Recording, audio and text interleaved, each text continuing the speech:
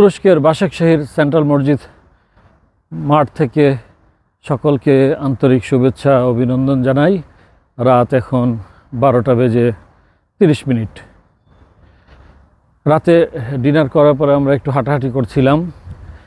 শুধু আমি একাই নই, আমার সাথে আরও বেশ পরিবারবর্গ রয়েছেন যারা তাদের বাচ্চা কাচ্চা নিয়ে এখানে সময় কাটাচ্ছেন, হাঁটাহাঁটি করছেন।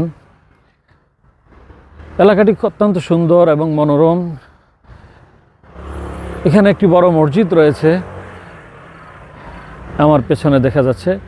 এটা মূলত বাশাকশাহির সেন্ট্রাল মসজিদ, বেশ সুন্দর এবং বেশ বড়। আর তার এই পাশেই রয়েছে বিভিন্ন দেশীয় রেস্টুরেন্ট।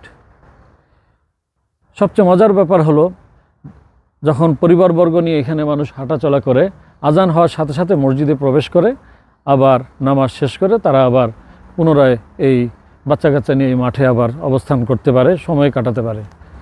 আমরা আমাদের গাড়িটি এখানে পার্কিং করলাম। এই আমাদের গাড়ি এখানে পার্কিং করে আমি মসজিদের সামনে দিয়ে হাঁটাহাঁটি করছি।